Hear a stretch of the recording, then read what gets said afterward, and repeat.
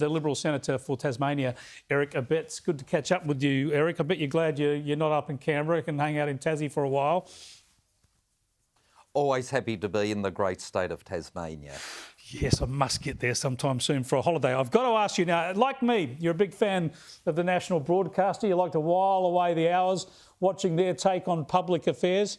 What do you think about this new ruling, the new warning on their social media policy? Effectively, they're telling their journalists, don't share your political opinions, don't give the game away, stay stumm.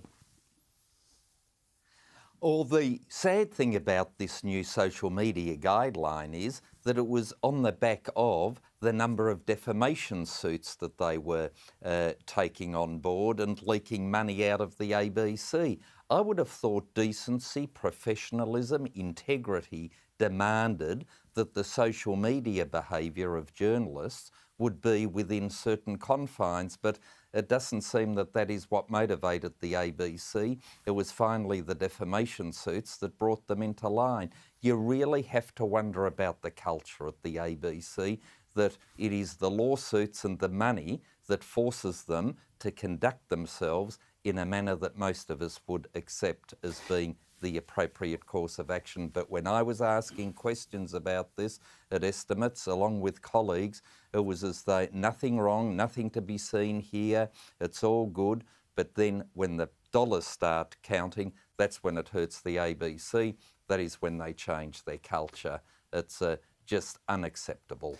Yeah, that's a fair point. They've had some shocking stories, and the defamation action has been expensive and telling against them. But I like the fact that ABC journalists are so free and willing on Twitter, because they drop their guard down and they share their real views. Now, in Twitter, it seems mainstream, but they are so far to the green left and so antipathetic towards the coalition politicians, especially conservative coalition politicians. At least it helps bell the cat.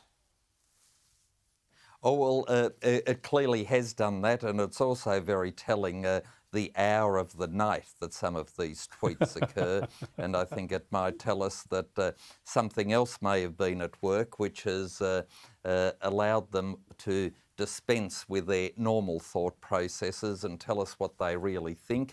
And of course, it comes as no surprise to most of us, but there was not, at that stage at least, any desire to at least pretend to be impartial. It was allowed, and was only the advent of defamation cases that has brought the ABC to heel. It really is a sad reflection, but it also did allow us to see the true self of some of these people that call themselves journalists, when in fact they're commentators rather than journalists. Indeed, just be upfront about it. Now, I want to get on to another issue. This is a big issue. The Winter Olympics in Beijing calls from people like yourself to boycott it to some degree.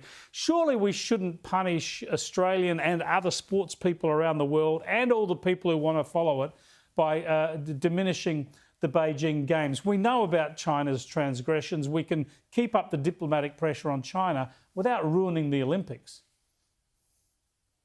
And that is why the letter that was sent to the Prime Minister, along with some of my other colleagues that co-signed the letter, we're calling for what's a diplomatic boycott.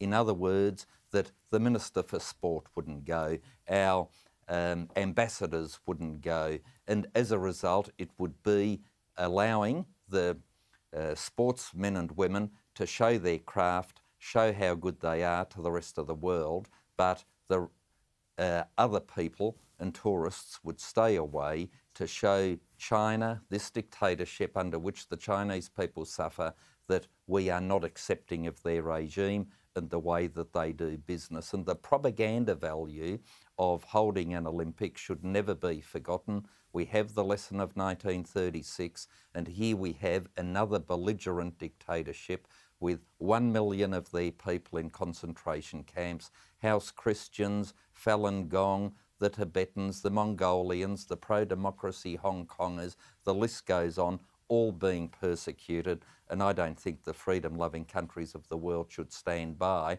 and say, nothing to be seen here, let's just enjoy the Olympics, allow the sports people to do what they do, but let's ensure that we don't give them any extra credibility because they don't deserve it. Yeah, I think that sort of boycott will be pretty easy in the current circumstances with COVID restrictions and the like anyway, but I appreciate your time, Eric. Always a pleasure. Thanks. Senator Eric Abetz there, Liberal Senator for Tasmania.